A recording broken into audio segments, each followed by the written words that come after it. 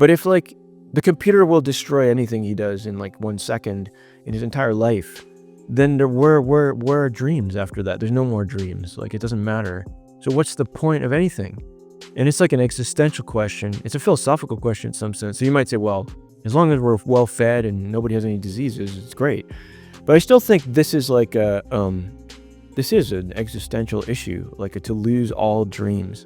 And so I don't necessarily like it. I don't know what I think about it. I'm still like grappling, trying to understand what I actually think about that world, or whether I want to create that world.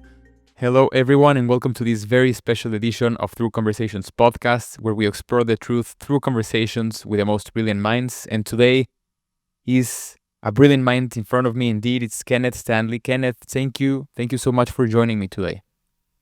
Thank you for having me. It's a real pleasure to be here. I'm honored, and like I said, your book, Why Greatness Cannot Be Planned, yours and Joel Emmons. Here's my copy, all underlined and so many notes on it that I would love to share. We have 1 hour though.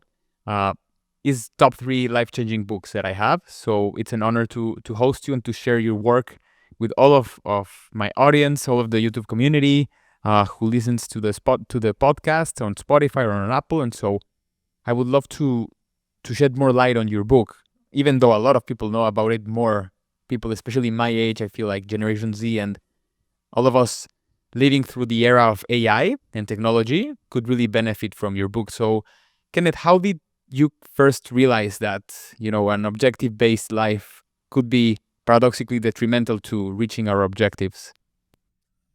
Yeah, so it's actually a story, I guess, how I realized it. I think I actually personally was kind of anti-objective, you could say, even before this discovery, just at a personality level. Like, as in, I didn't really like being forced to set an objective or to justify what I'm doing. Like, if people say, what are you going to accomplish by doing that? I felt resistant to have to answer that question. I just felt like I just want to do this, and it's because it's interesting. So I guess it's part of my personality, but I never, even though that's true, I never set out to prove that this is actually a good way to live your life. So it was actually a very unexpected discovery. So here's what happened. I was doing AI research before this idea crystallized, and I wasn't trying to do any kind of social critique or like how should you live your life. I mean, to think about it, that's like really far from AI research. You're not really trying to intrude on how people actually live, and it was just algorithms.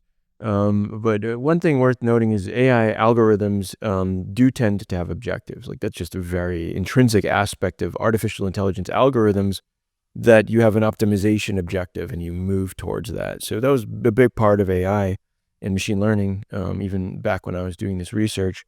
But I was interested in something somewhat different, which today I would call open-endedness. I was interested in algorithms that are really aimed more at discovery and exploration than at solving a problem. Like, you could think of like solving a problem as like trying to somehow reach an objective. It's like once you solve the problem, your objective is fulfilled. But I was more interested in open-ended algorithms. And so open-ended algorithms are not like solving a problem. Rather, they're more like things like evolution, natural evolution on Earth. It's like, it's not like a problem that was solved. Rather, it's just this giant tree of life that solves innumerable problems. And the longer the tree runs, so to speak, the more problems it solves. It's like, how do you convert sunlight into energy? So you have photosynthesis, but how do you fly? Well, you have wings.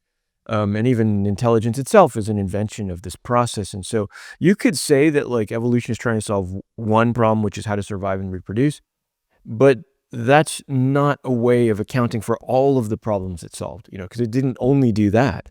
It came up with all these amazing inventions. And so this is a special kind of process, which is actually very different from what we see in typical conventional machine learning. And it's also another example of an open-ended process is civilization. Human civilization has this property too, where if you go back to early, you have things like the invention of a wheel or fire. And now you wait thousands of years and you have things like computers and space stations and AI. And so the longer it runs, like the more interesting it gets. But you start like aiming towards a particular target. It just gets more interesting the longer it goes. And I've been very interested in algorithmically, how can you make things that work like that? That to me is a very fascinating question. Um, and so because one reason why it's important and fascinating is because it's the essence of human intelligence. I mean, we are open-ended. It's just not like we're just machines that like take tests. You might think that when you hear all these benchmark results from something like GPT. It's like, wow, it just got a really high score on this like entrance exam for some kind of subject, but that's not what people remember humans for. It's like, wow, that guy got a really good SAT score. So rather, it's the things that we left behind that we invented is our legacy. And it's not just technical invention, like it's like, science and technology. It's also like social invention and music and art and things like that. And political invention and like a government organization. Like there's all kinds of legacy of human invention. And so that's intelligence. That's a product of intelligence. And so I want to understand, how can a computer do that? Which in my mind is actually much more dramatic than just solving a problem. You be given a problem and then solving it. This is like really creativity itself. I was, researching open-endedness, and I was, doing experiments. So the question is, we don't know how to make the computer do that. That's a holy grail problem. It's like, it's almost as a big as AGI, what people talk about today, artificial general intelligence. It's like, can you make something that's truly open-ended on a computer that just invents forever? Like some people would call it like the never-ending algorithm, or a friend of mine coined that term. His name is Jean-Baptiste Murray, or at least he coined it in front of me. He said it's like a never-ending algorithm, and I thought that's a great metaphor for this. It's like, where would you ever have an algorithm that you never want to turn off? Like the longer it runs, the more interesting it gets. It just doesn't exist. This would be an incredible achievement to have something like that. Even the most powerful AIs, like that, once they solve the problem, like optimize the 100 billion connection network, it's over. Like there's no reason to keep running. Like it's solved. In fact, you would overfit eventually and things would get worse.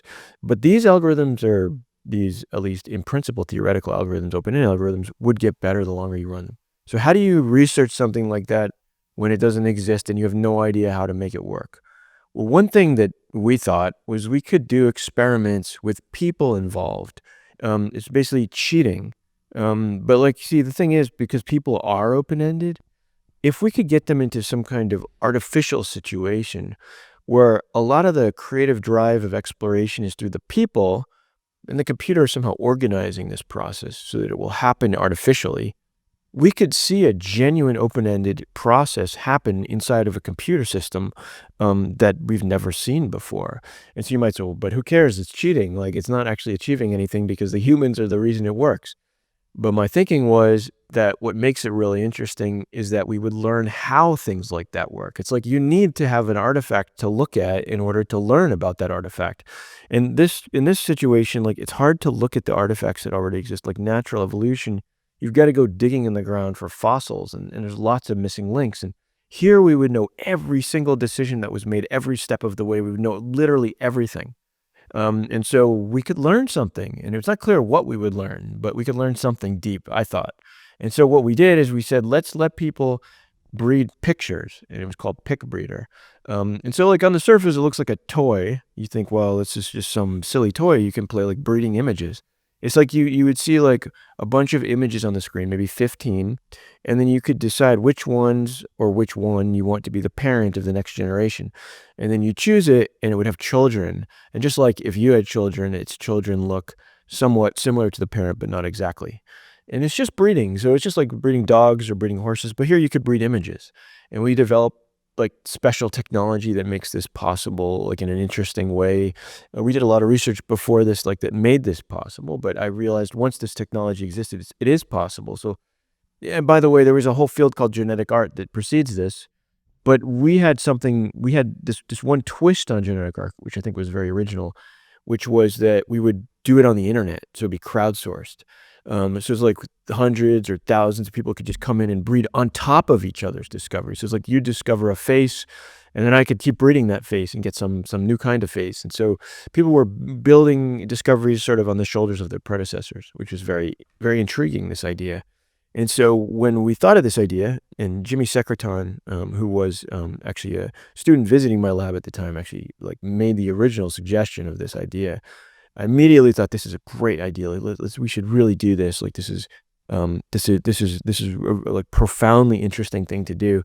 And so we just literally like, we're going to do this no matter what. Like even if we don't get funding, which we couldn't get funding for it, because the problem was for funding it was like when I tried to propose to get money, because I was a professor at the time, like the National Science Foundation came back with reviews that said it's not clear what the actual point is or what's the objective really. It's like a meta story for what I'm about to tell you, because like what is actually the benefit to the world if people breed a bunch of pictures? And so they miss the point that the reason it's good is because it's interesting. But in any case, was so determined that this was interesting, I just didn't care if I got funding. So we kind of did it on the side, me and some grad students. And we built this thing, and indeed, just as predicted, something really, really interesting fell out of it. I mean, people were able to breed lots of interesting images, and this is actually really amazing. It may not be obvious why, but it's because everything started from random blobs. So it's not clear that you would find anything meaningful in a space that's mostly just blobs, random blobs. But people were just routinely finding amazing things like butterflies and cars and skulls and planets and just things that look like things in the real world. And nowadays, in 2024, you might think, well, it's a big deal. Like I can just go tell any image generator to generate a picture of a car. Like I could do that. This happens all the time. But what you have to remember here is this was not trained on any data. There's no data in the system. That's why it's so amazing. Like they were just breeding from random blobs. So there's no knowledge in the system of things like cars and skulls and faces. And it's just not in there. So this is not modern generative AI technology. This is like an old school situation. And yet people were finding these images that actually look like things very rapidly. Like we're talking dozens of iterations of evolution or of breeding. And so the question that arose was, how are they doing it? I thought this was very interesting. Say, why is it so consistent that people are finding things that are interesting, that mean something? They're not just random interesting blobs. And so it turned out, like, as we dug under the hood of this, we discovered a phenomenon that was totally mind blowing, at least to me. And what it was that in this system, the only way that people were finding these things was by not looking for them. In other words, when people were looking for things, they would fail. All of the discoveries in the system were serendipity. There was always when someone was not looking for the thing. Actually, the reason that I originally was keyed in on this phenomenon was that my own playing with the system worked that way. So I actually found a car, which shocked me. I mean, because I know how the thing works under the hood. So I thought, a car is so improbable given the underlying encoding that, like, I would never even have imagined a car. I wouldn't try to get it. That's why I wasn't trying to get a car, because I wouldn't even thought it was worth trying. But then I did find this car, and I couldn't believe I had found a car. But what was just like percolating in my mind was this fact that I hadn't been looking for a car. And I just kept thinking to myself, like, what explains, like, everything I've ever been taught in my life is that the way to achieve something is to set an objective and then drive towards it. And so what kind of thing is this, where this was the exact opposite? It's like I found it without looking for it. And as I drilled into this, and then I discovered, and we discovered as a team, that actually every image has the same story, or maybe 99% of images. It's like all like, it wasn't like this anomaly. I thought maybe my experience is some crazy coincidence, but it wasn't. It's like, that's how all the discoveries were happening. And so this really begged a deep question, like, how could this be possible if this kind of like golden rule of life is true, that the way to achieve things is to set something and to drive towards it? It's the exact opposite. And I started to understand more deeply by examining this phenomenon, because we had all the data and how it happened, why this is true. But the first thing is that it is true, and it's shocking, because like, it's not just that algorithms are usually driven by objectives, which is the first thing that was on my mind, because that's my job, is thinking about algorithms. but everything in society and probably in your life is also, which is why it's totally mind-blowing down the line.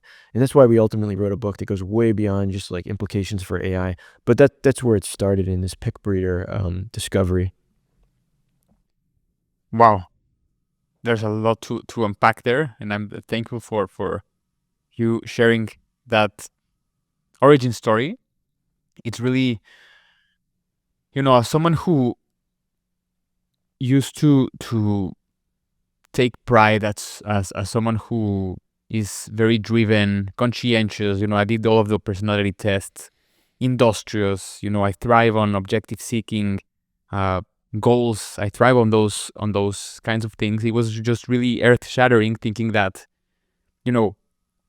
reading that rock and roll wasn't found by searching for rock and roll. Or Elvis Presley Yeah. didn't become Elvis Presley by wanting to be Elvis Presley. He just went and sang. Or the Yeah. computer. So all of those examples, you can share more on that because you wrote about them.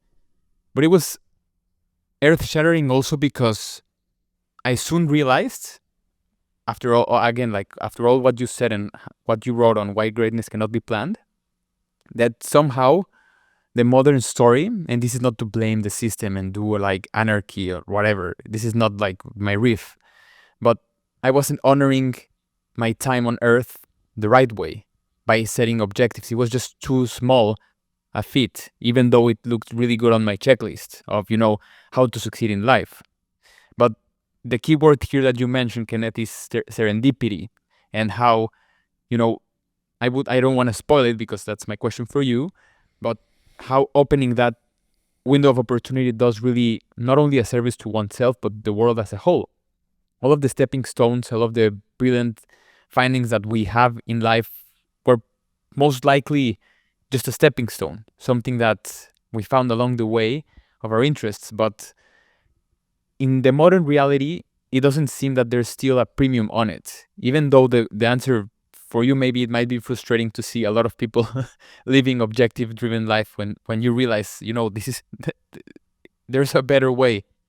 So where do we start, as individuals to try to leverage my skill set, let's say conscientiousness, industriousness, but to tap into that serendipity, to tap into allowing the magic of life to flourish? Right. Yeah, that's an important question.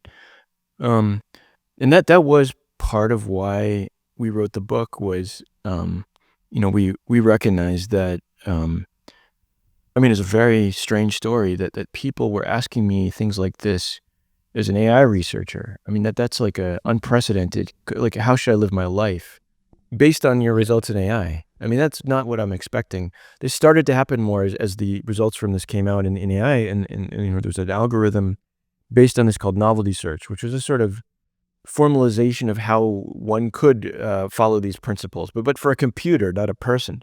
But people would say, but if this is true there, then is it true for me? Or not just for me, for my company, for my university, my government. Like, everybody wants to know, like, everything's driven by objectives. So how does it affect everything, including me, including personal life? Yeah. And so we thought that this is obviously a social issue. It's a bizarre revelation because like, AI is usually not going back into like social critique, but we thought, okay, it is a social issue, and so let's try to explain in the book, like, maybe like how to think about this, like, in a way that's actually actionable, like you could do something about it.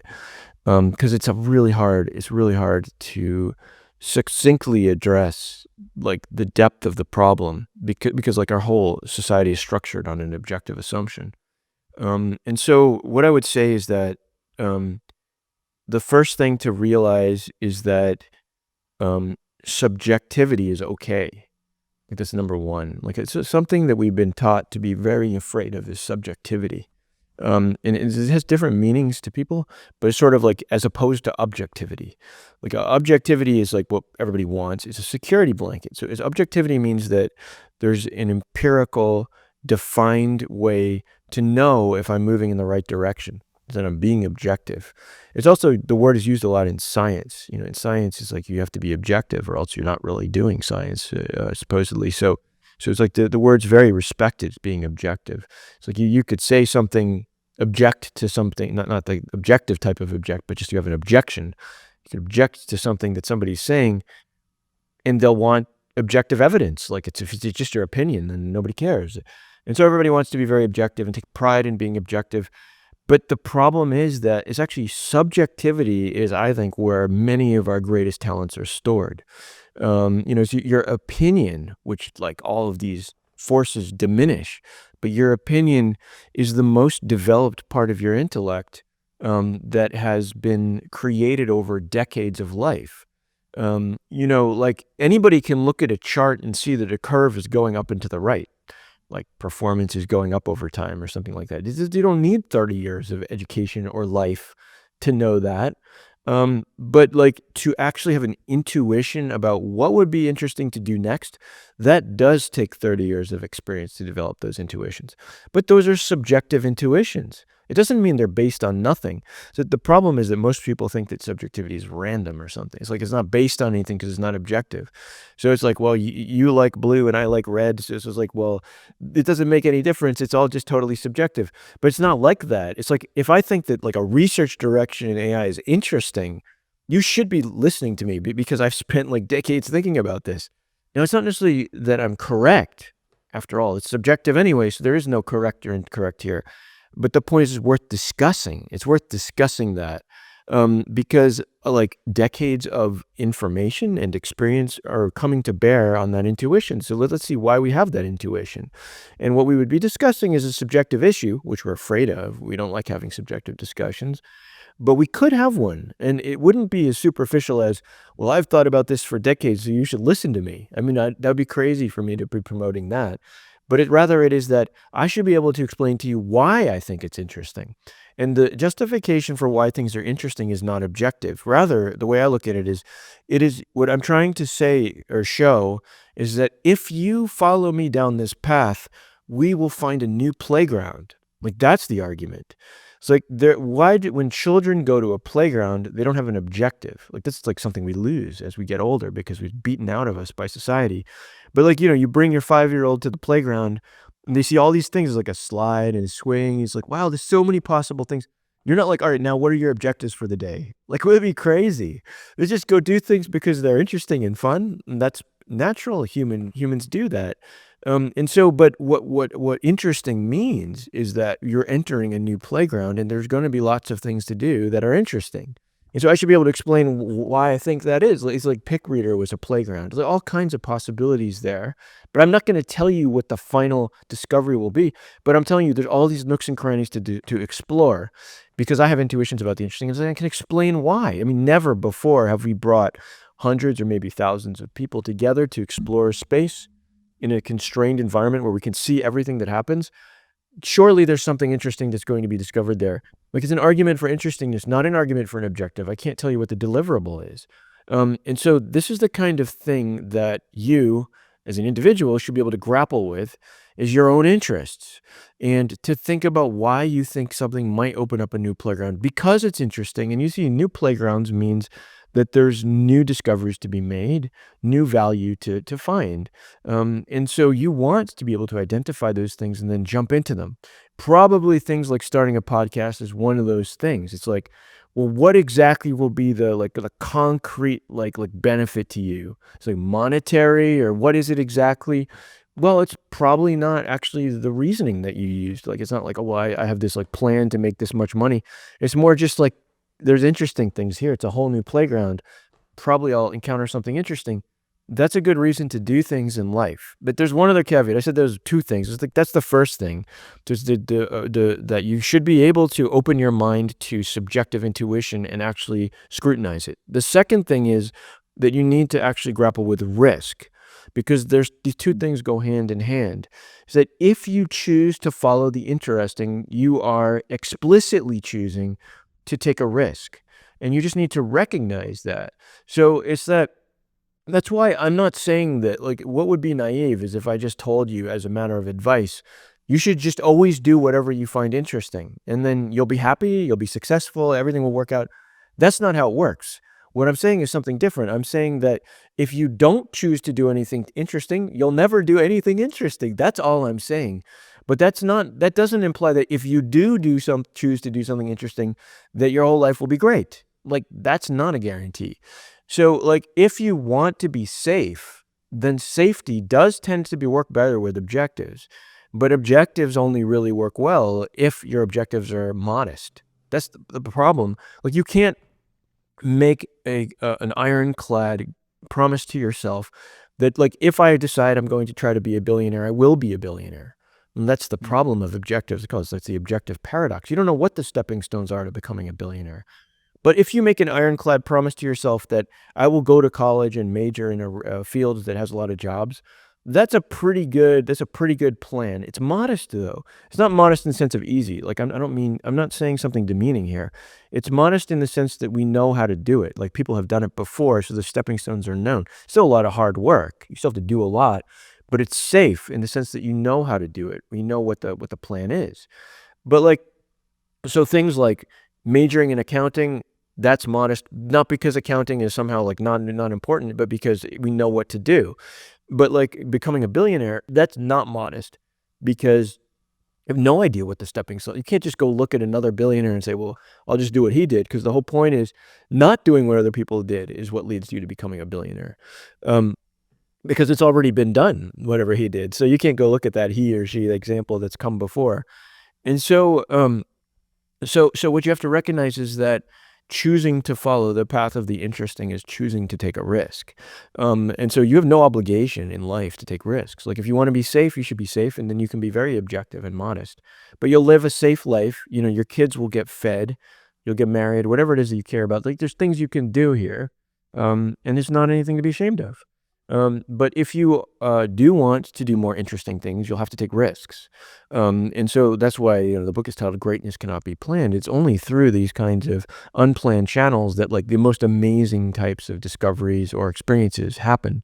It's not just discoveries, all kinds of amazing experiences, but they're unplanned. And so it's serendipity when those kinds of things happen. But anybody who did that pursued risk. So, like, Steve Jobs took a big risk by dropping out of college.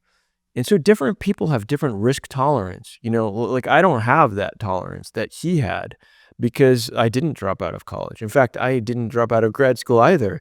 Like, I wanted a safety cushion behind me, which I think is totally reasonable. Like, you don't have to be Steve Jobs. And it turned out it did pay off for him, because he decided at the age of like 19, he is just going to follow the path of the interesting.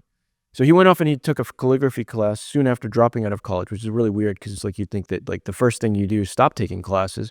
But the point is, he no longer has a major, so he has no objective anymore, so he can do whatever he wants. He just finds calligraphy interesting. Of course, that leads to the fonts on the Macintosh, and it's a really interesting story. And so it was actually fortuitous that he did that. So it was a right move for him, but it was highly risky, obviously. But so for me, though, I wanted to create a safety net below me before I start taking those risks, because I'm just more risk averse than he is. And so I got a PhD and I got a job as a professor. And then nicely, like, once you're a professor, your job is basically to take risks, because I'm supposed to have research ideas and do things. But I have this safety net to some extent that, like, that is my job. And so if one idea doesn't work out, well, it's not like I'm suddenly like destitute on the street. Like, I still can, like, try other ideas. Like, there's some reasonable tolerance. I still could lose my job. Like, early professors don't have tenure, so it's still some risk, but there's now some safety net there. So everybody has a right to have their risk tolerance. You know, it could be 0, it could be 100, or somewhere in between, most likely. And there's no shame in any of it. It's a personal decision, but you have to understand that, like, to the extent you follow the path of the interesting is the extent to which you're willing to take risks. And then once you accept that, it's totally fine. Like, it's morally fine for you to take risks, because you're allowed to take whatever risk with your own life that you want to take. It's your life. And though you just have to recognize that, like, what we're talking about here ultimately does boil down to risk. Wow. Yeah, it's, you know, the educational system also comes into play a lot, like you just mentioned. And I do remember my time on school. It wasn't that long ago, and in college and whatnot. And it didn't seem as though there was anything but setting objectives. And this is also something you write on why greatness cannot be planned, because at an early age we start identifying with who do we want to become. There's an objective, like a fireman, a policeman, and so like we start getting those identities into how to become those personas, so to say. And the education system also, it might be changing now with AI, but at least as far as I'm concerned, it's still about checking the box. Always checking a box of whatever it is. Did you bring the homework? Did you stop reading after they told you? Did you finish your recess? Like, the only Yeah. point in school where we can really find the things we want to do that are interesting is in recess, and those are like 15-minute breaks 2 times per day on I Yeah. think 8-hour shift, you could say. So that builds up a snowball of 18 years in that system into Yeah. saying that's the way life should be. Like, I have to follow these steps. I have to find that job, and at the same time, I can say for myself, maybe listeners will relate, but there's this inner whisper saying, this feels right-ish. This doesn't feel completely aligned with who I am, but we never tune into that feeling because it was never taught to us. And so, after school, after college, let's say, how do we unroll that mindset, that synapses that we've made in terms of, fixating on something because that's what we were taught success would mean? Yeah, I mean, I totally agree. I mean, the education system is a culprit in this, but it's a culprit as a kind of reflection of the broader society because we've completely bought into objectives. So it's just another symptom of it. But it's a very serious one, because it does shape our entire lives, this system. And it's very objective. It's very objective at many levels. Like, it's objective at the individual level. It's like there's this basic track laid out for you, and you have to follow that track, and you have to get these grades, and then eventually, like, all the subjects, what you're supposed to learn, like what the tests are already like determined. Like, that's how you're going to get praise or criticism, and then eventually you choose a major maybe, and that's still objective. Like, major is an objective. So that's what I'm trying to do. I have to decide, like, at the beginning of college or something.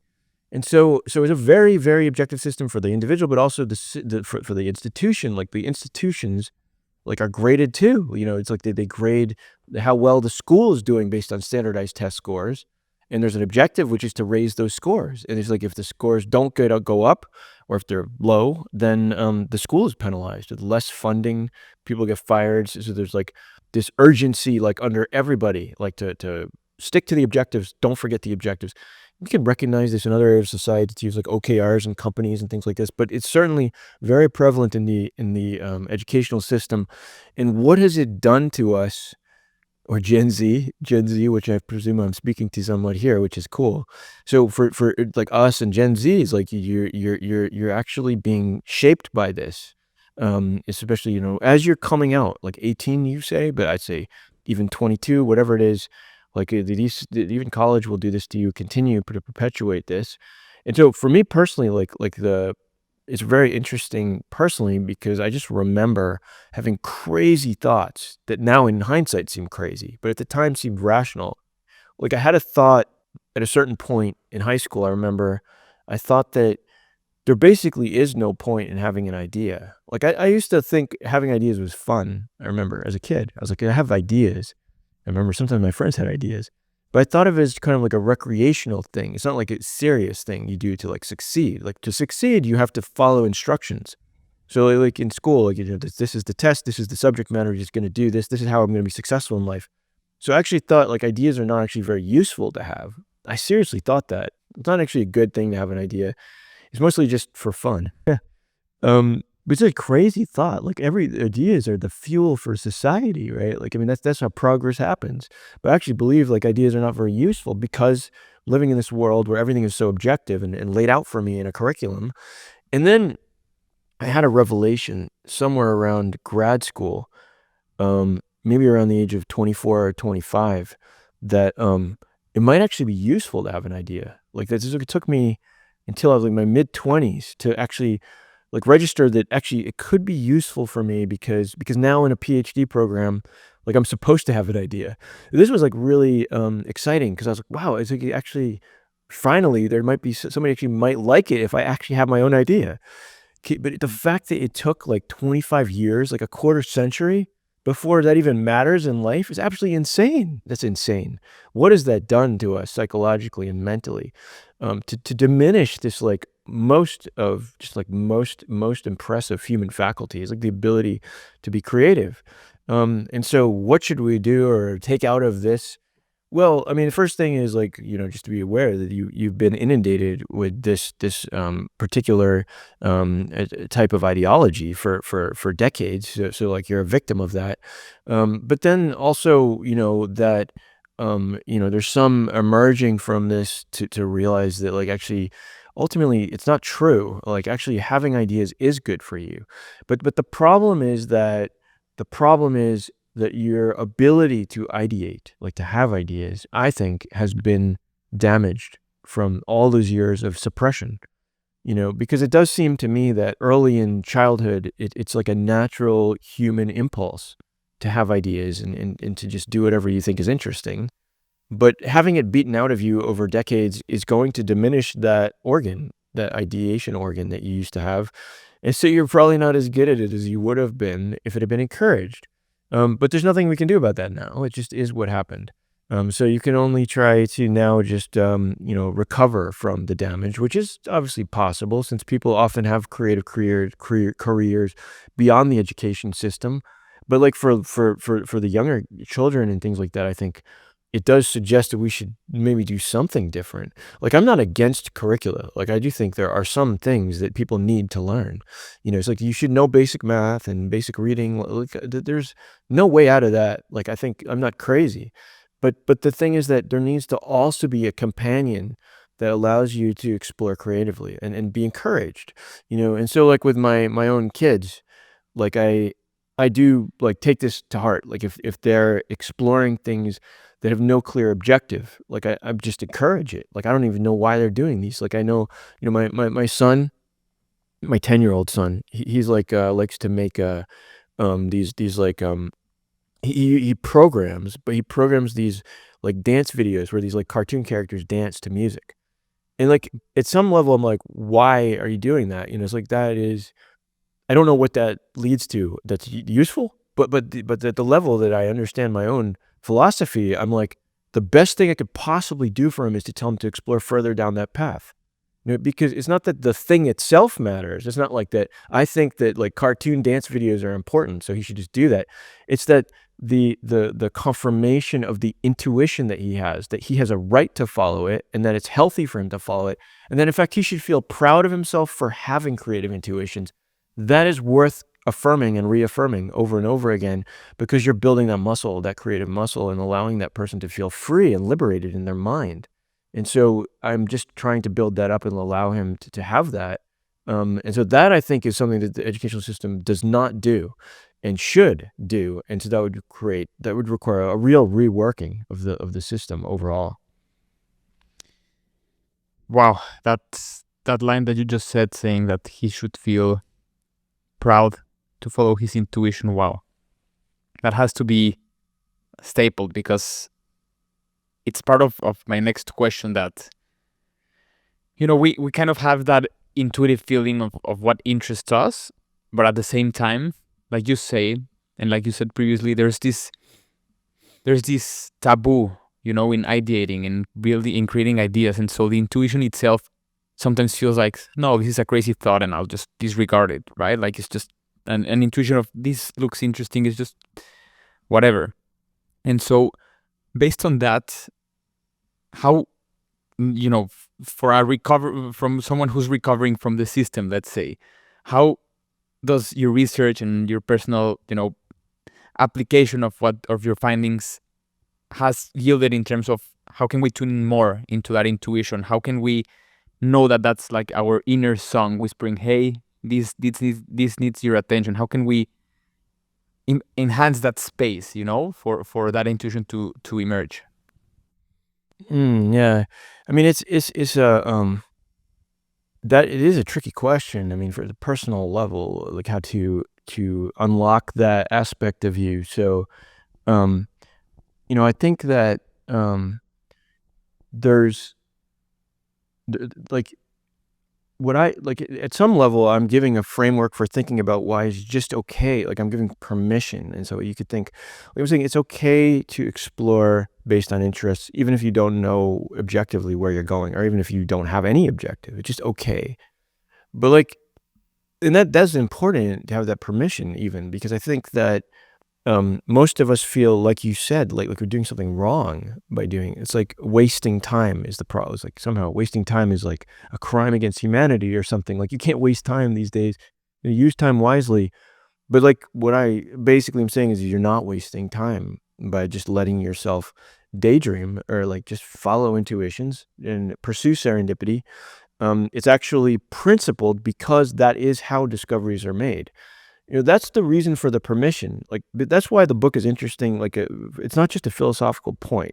That's an important, deeper point here. Is that like many people have made similar points throughout the millennia. Like, we put a quote in from Lao Tzu. We put quotes at the beginning of every chapter of people saying things that are basically along these lines. It's like we're not the first people to say this, but like Lao Tzu is like supposedly an ancient Chinese philosopher. I'm not sure he actually was a real person, so that's why I say supposedly was attributed to this guy Lao Tzu. He's like a mythological figure, maybe. But in any case, it's thousands of years old idea, and he said a good traveler has no fixed plans and is not intent on arriving. And so there you have the point, like thousands of years old. So it's like, well, what new are you saying then? Well, but what we're saying that's new is that we have empirical evidence. Like, in other words, we've done scientific studies that show that by letting go of objectives, you actually find better stuff than if you had an objective. Like, that's new because, like, Lao Tzu doesn't have the empirical evidence. It's just a philosophical statement. And so the empirical evidence is what gives you the permission to do what you believe in. Because I'm saying it actually is principled. Now you have to take into account that there's risk involved, right? I mean, so it's principled, with the caveat that of course there's no guarantees. But like what it means is that like you won't end up doing something remarkable if you don't do this. And so if you want to have remarkable experiences, and it's not just remarkable, like objectively remarkable, like I made a lot of money. It could be that it's just like a personally remarkable experience, which is just finding something that means a lot to you, like that kind of stuff. And so like in that context, then you can because you're searching for these remarkable things. Then like because we know that this is how this happens, you have permission to do that now, which I think does change things, because you're not just thinking he's telling me what I want to hear. But actually, it's been shown, like there's like algorithms that have been built in this, like the novelty search algorithm is the first one. And so in the book, you can see the experiments, you can see the evidence for this. Like it's been shown many, many times now. So there's good reason to think that you should do this if you want to do interesting things in your life and actually accomplish something interesting. But because there's risk, it's really about not having all your eggs in one basket. That's one thing to understand. If you do it once, there's no guarantee. So you may fail, and then you'll say, "Oh, he's wrong. Like that philosophy is terrible, and now I'm homeless." And but that's a ridiculous thing to do. It's like actually like you need to put yourself in a position where you're safe enough to take some risks. Then once you're safe enough, take multiple risks. Like you can't just do one. On one risk, you never know. But it's that when you do multiple stepping stones, then some of them will lead to more stepping stones, and eventually some of those will pay off. And so the permission is one thing, but then there's something deeper than the permission, which is how do you actually improve the muscle itself? And that I Mhm. think the book is less attuned to that question of like sort of a self-helpish angle of like, given that I buy into this, like what makes me better at having ideas or like my own ideas? It's like everybody, I believe though, has some area where they can have interesting ideas. It's the area where they have the most experience. So it's like I have a lot of experience in AI, so it's like I have ideas in AI, but like someone else has a lot of experience in cooking. So it's like I would never have interesting ideas in cooking, because I don't know enough about it. And so it's like, yeah, it's just because I may be creative, it's not gonna be that useful in that area, unless I get really lucky. Like sometimes I get really lucky, but other than that, it's not expected. But if you spent your life just like thinking about recipes and just like super interested in it, and it's just like somehow aligned with your way of thinking about the world, then of course, like it's an area where you could have interesting ideas. And so I don't think it's so much an issue of am I good at having ideas? It's at like what area is it that I should be thinking about to have ideas in? I guess I'm optimistic. I think almost anybody can have a good idea. You know, it's like there's almost nothing where there's almost nothing in the world where there's nothing interesting to be discovered. I mean, even being homeless has interesting things to discover, you know, like that lifestyle will lead to insights that other people won't have about what it means to be human and be alive. And they're actually interesting. And so there's interestingness to be mined everywhere. And so it's just sort of like, what are you actually experienced in that will allow you to explore? And then I think you have a good chance of finding things in that area. And it seems, the overarching theme that we're discussing, of course, revolves around AI. And I wrote about this in my upcoming book.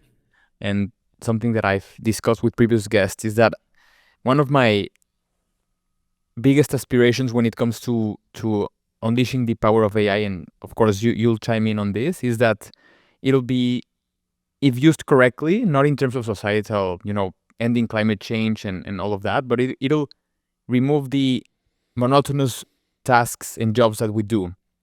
They'll be automated.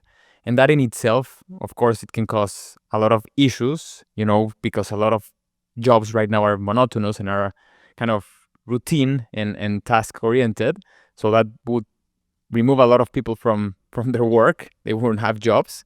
But that in itself for me is really optimistic because, if we solve how they can live and how we can live without a job, that will unleash a ton of time for us to be bored, actually, to be in boredom, quote unquote, to embrace wasting time, like you said previously. That in itself could awaken our creative spirit.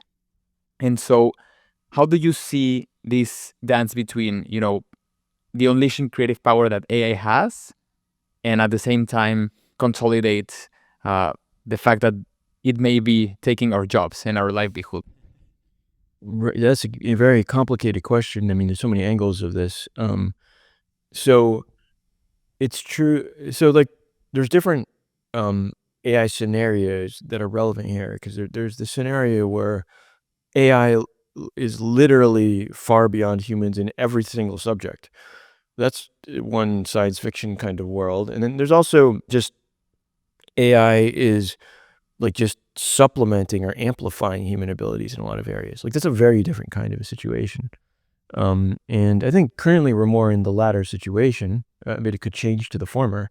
But like currently AI is not really exceeding humans in a lot of areas that are creative. This I think is very true. Like you'll say, well, AI is better than humans, all kind of things. Like I can ask it questions and no one would know the answer.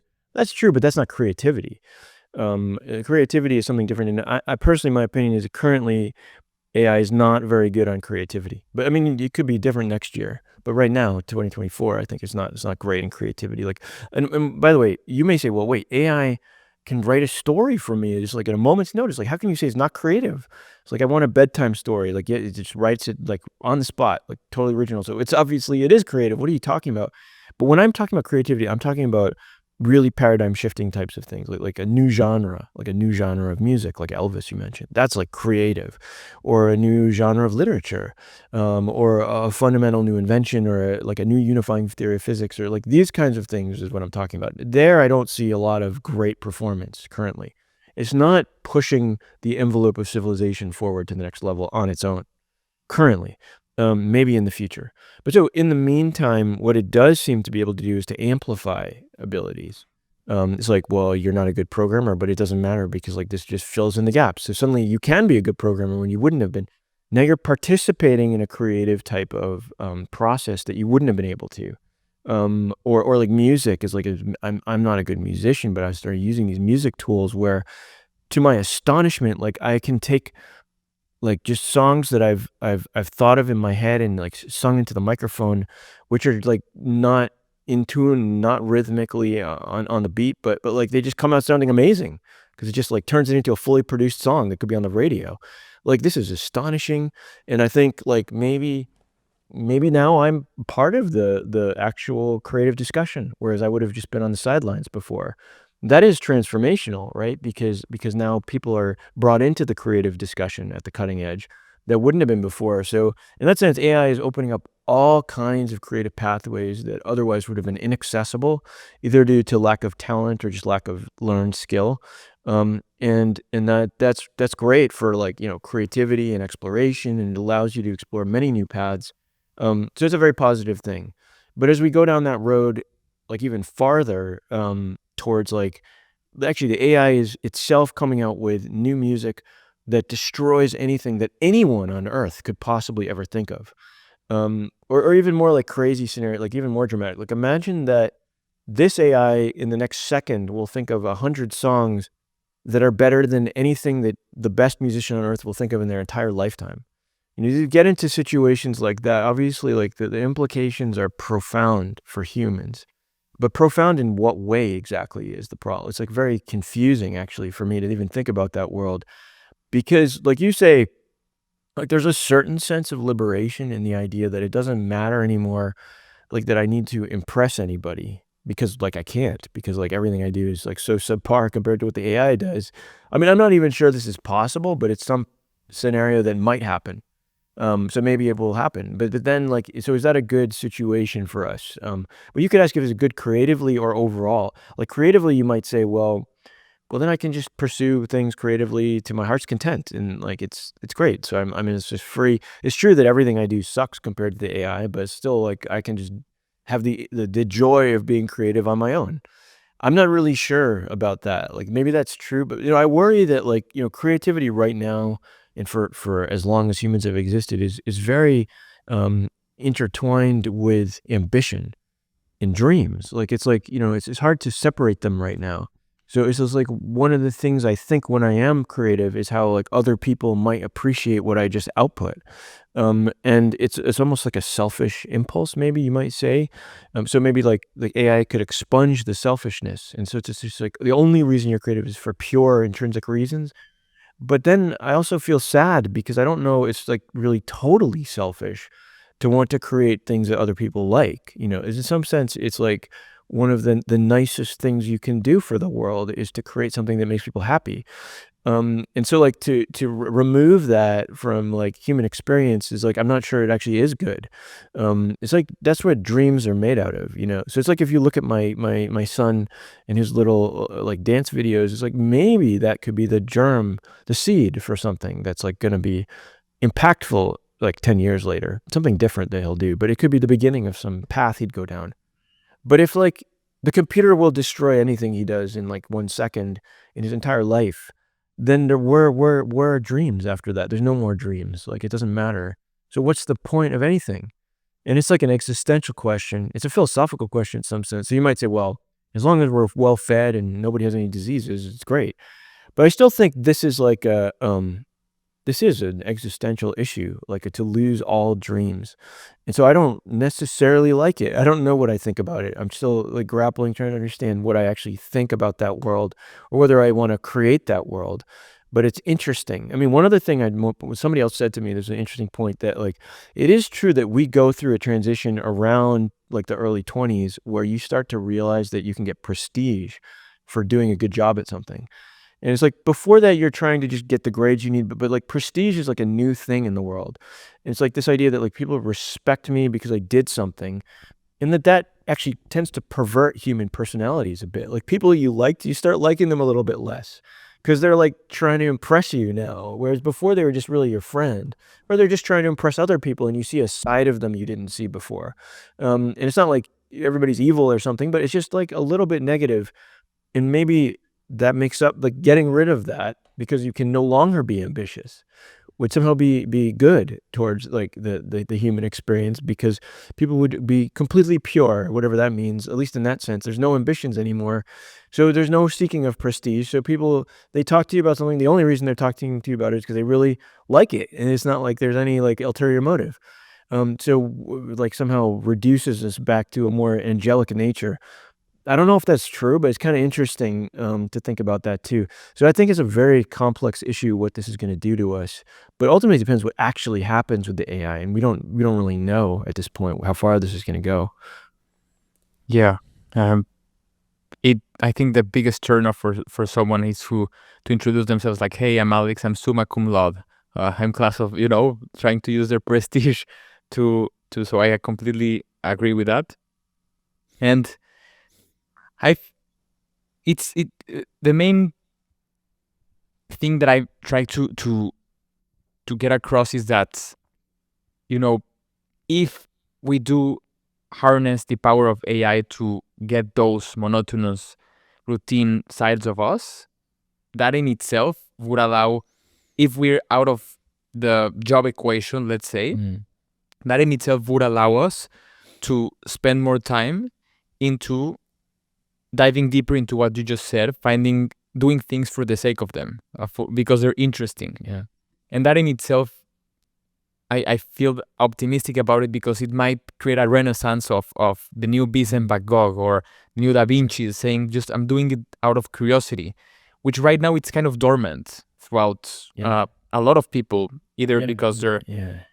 yeah, go ahead if you want to say something. No, I totally agree. I mean, that's true that I missed that point in my response there that just freeing up time is a huge benefit for creative pursuits. Obviously, everybody, even with creative professions, you're still dealing with all kinds of distractions that would be better just to ignore. I mean, like doing the dishes or something. Like, it's when will the robot do my dishes? That's a time sink. So I could spend that time doing something that I find interesting. So I think it has profound implications. I mean, anything that takes away menial types of activities has profound implications. It's like, that's why, some people will say like all these superficial apps, like in tech, like it's just like people playing on their phones, and tech is a very superficial type of thing. I think it's not really true because like it's actually caused there to be more time to do what you want, which is absolutely profound. Just like something like Instacart. It's like every time that, like when I was a kid, we need food, my parents would literally take me to the grocery store, take like half the day to like go through all those aisles, and that's like my experience of like when my parents have a day off. But now, I mean, if you have the money to do this, you could actually just spend Sunday with the kids, and like actually do stuff that's like interactive and stimulating instead of just looking at food in an aisle. That's like completely profound, I think. It's like changes everything. And so the more that happens, the more, people get to realize their true selves. And so maybe AI will, by eliminating menial tasks, contribute more to that process, which is already happening even without AI. And that's a positive for sure. Yeah. And that's why all of us have to read your book, because that would prompt us to really, when I think about boredom now, and I might be speaking for a whole generation, Gen Z, and even TikToker generation, and not, I think the previous one, the most recent ones are more TikToker than I am. I was uh, raised with Vine, the social app Vine. That's like the Okay. first iteration of TikTok. Anyways, Interesting. when I think about being bored, I tend to grab a video game or scroll through social media, and that in itself, while you say it's stimulating, that in itself won't lead me towards that stepping stone, that aha moment of my interests. I wouldn't even know what my interests are if let's say I'm out of a job because of AI in the future, and I don't have the skill sets that, or rather the philosophy behind your book that says find your interests.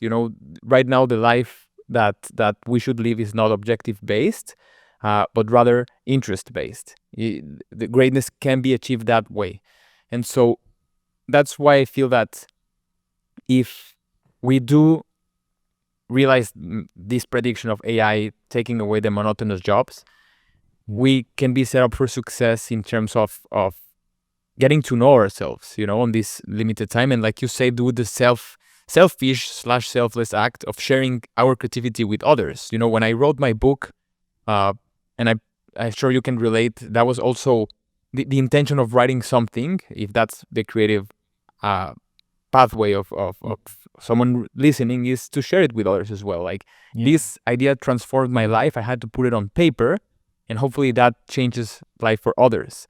And so I'm bullish on that prediction, hopefully, but that cannot be really can't really come into fruition if we don't have the skill sets, not the skill set, the philosophy of your book, because I think that's part of it. Yeah, I mean, I do think that self-expression is like a really important part of human experience, which often doesn't get enough credit for its importance. That because I remember going to some meetings with very smart people about like what the future might be like in AI, and people talking about like just sitting there in your living room and having this computer figure out the optimal movie that will make you happy at that moment, and you just like consume for all day long, just like everything is like perfect consumption. But I just don't think that's a happy world, because like we have a need to express ourselves. So this is not the real future. And so like where will that come into things? It's true that actually social media is, I think, an obstacle to that to some extent. I mean, well, you could say, well, you can post on social media, but the consumption aspect of it, which is what most of us are addicted to, is consumption. It's like, yeah, you're trading that off with production. It's like it's much easier to consume than to produce in some sense. And so like when you have very addictive consumption like that, will actually diminish your ability to explore that side of yourself. But it's an essential side of yourself, like the need to express yourself. And so it's like to write a book, or to make a song, or write a program, or whatever it is, like that's an expression of your personality that needs to get out, I think, to be mentally healthy. And it doesn't have to be successful necessarily, but it's just the actual act itself is like part of your mental health, of like not just consuming all the time. And so, yeah, like some technologies, to the extent that they liberate us to do that more, are great probably for us. And like also things that amplify, like these ideas of like you can build things you couldn't build before because of the support from the AI, I think it allows a new kind of self-expression. Is weird because it's like there are parts of this that are being filled in by AI, but there's also just the germ of the idea is still yours. You're still expressing yourself. So that's a good thing. These more opportunities to do that. So I guess I would be optimistic in at least in the short run that can improve for everybody, and your generation in particular is probably going to benefit from that. And what about the long run? You said the short run might be optimistic. Are we less optimistic in the future? I mean, I feel much less certain about what the long run is like, because it's so difficult to comprehend. It's difficult to comprehend the world of AGI. Like when I say the short run, I mean pre-AGI, basically. Before that happens, before the artificial general intelligence, which means like intelligence, AI exceeding humans. So before that, you have amplifications, and there's all these benefits, and like a reduction of menial jobs and menial tasks that people have to do. Like that all seems like a positive to me for sure. Obviously, other things like medical advances and like rescues that are less dangerous, like all kinds of benefits. But once we cross this threshold to AGI, like, or beyond AGI, some of these advances are still good, obviously. Like, for example, like medical care that's better than it is today is good. Like diseases being cured is good. Like there's like, unqualified goodness there. It's definitely good. But the general social reorganization is harder for me to comprehend. Like the idea that, it is as or more creative than we are in every domain, like better than the best in the world, not just like better than me, but better than the best of this thing, is this AI. Then I mean, there are all kinds of other doomsday scenarios too, like destroying life on Earth. Like obviously that's bad, but even short of that, if things are like going okay generally, like I don't understand what's going on. We're like pets that are being taken care of by these like super omnipotent machines. But in that world, what is it better than today, I guess is the question. Is that a good situation? Well, it's just like apples and oranges. It's not like better or worse. It's just completely different, like reorganization of society. Like there's no real economy or anything either. I mean, I'm not sure this can even happen. Like maybe there will be an economy because someone will still own the AIs, so that they're making the money, but then the rest of us are pets. Or I don't know. That's not a good situation either. But it's just so hard to even think this through, like what this looks like. Yeah. That I'm not at all sure it's overall like a good experience, but it might be. I wouldn't discount it either. Like it could be that it actually is totally fine that ambition is gone. Like no one needs anybody for anything. Maybe that's fine. Like it's like we're not worried about anything. This is low stress. Everything's taken care of, and we just do whatever we want. And it's like utopia. But I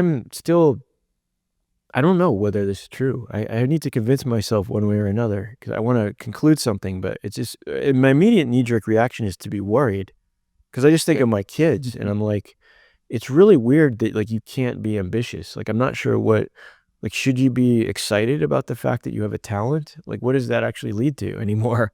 Like that's used to be how you think about like your kids. It's like, oh, he's really good at drawing, so like this is something he should pursue. But if it's like, well, it's irrelevant. Like what is like what does it mean to have dreams anymore? So I'm not necessarily like totally negative because maybe it's fine. Like he should still pursue drawing because it'll just be fun, and that's all that matters. Like all we're gonna do is have fun. But still, something seems to have been lost. Something like essential. And I just don't know if it is like whether that's overall good or not good. Like it's like hard to figure it out. Wow. Yep. And 100%, 100% right there with you. That it just the whole conversation around AI has to be, thought through, because what's the I might fall into a trap here, but are we being driven by an end goal here, which is what's the main goal here for finding AI, or is it being driven by stepping stones? We're finding it interesting, or is it just for you know? Go ahead. I thought you wanted to Oh no, jump no, in. I just yeah, you're right. Yeah, what is the main the goal? Well, I mean, a lot of people would say the goal is AGI. OpenAI literally has stated that the goal is they're going to get AGI. So there it is. But I'm not sure overall like what to think about what's going on. Is it driven by a goal or is it just stepping stones, which is inevitable? I mean, like we are going to keep laying stepping stones forever as long as we're around humans. And so maybe it's just like one of those paths that leads to AGI, whether it's a goal or not. And our interest in autonomous agents and intelligence, and even if it's not a goal, will just lead us down these paths. Eventually, it'll get smarter. So, so it's not clear what could be done otherwise. Like, it's not clear what the alternative is to what's going on. Like, I'm not sure you could control this situation or try to change the path, or it's a sort of a strange inevitability. It's very strange to be in it, like as an AI researcher, Yeah. because it seems to take away my agency. If it's like this is inevitable, then it's like it seems like it's like almost like I have no choice. Like I'm like in some kind of it's like a tornado picked me up and is throwing me around and hitting people. It's not my fault. It's just happening. But that's not totally true because I choose to do what I do, right? So it's like it is kind of my fault. But I guess if I didn't do, someone else would just do it. So it's like, well, you're not really that important here. In the scheme of things, this is going to happen. And so what does that mean for agency then? It's not completely clear for especially people in AI. But yeah, it does seem like this at this point. Like what is going to happen is going to happen. You mean what's going to happen is that we're gonna be long-term-ish finding AGI? If it's possible. Yeah, but I mean that's still not known. I mean, there could be some reason it's not possible, but I don't know of a reason. I don't. Yeah, I can't think. To me, I would guess it is possible. So I would guess long term it will happen. Right now, but I don't know how long term. Like some people are like, oh, 2026. Like I wouldn't make predictions like that. I think there's a lot more uncertainty in my mind, but I would still agree that it probably will happen at some point in the future. That's not a very strong prediction. Just because it is possible, and we're just going to keep on exploring until we cross that line. But it doesn't mean that current tech is it. Like the current iteration of LLMs and transformers and things may not ultimately be the underlying substrate of AGI. but it's certainly important. It's an important stepping stone. Wow. Well, we're gonna have to see if the next AGI of Alex can host better conversations than me. Of course he can. It can, or I don't know. We'll see. We're gonna have a debate on that. Maybe he'll host you in the future, and you'll be the judge, Kenneth. But I know we're past a bit of time. I don't want to take more of your time. It was a tremendous pleasure. There's a ton to unpack more. So hopefully, this is just the first one of many other interviews. And so again, thank you for writing life-changing book, Why Greatness Cannot Be Planned. I'll put the notes in the link to your book and to your work on the notes. Hopefully a lot of our listeners can really dive into it, because even though we discussed it here, there's too much to unpack there, and on an individual scale as well. So Kenneth, thank you so much for joining me. It was an honor. Thank you. This was a great discussion. Really, really enjoyed it. Pleasure to be on the show. Thank you.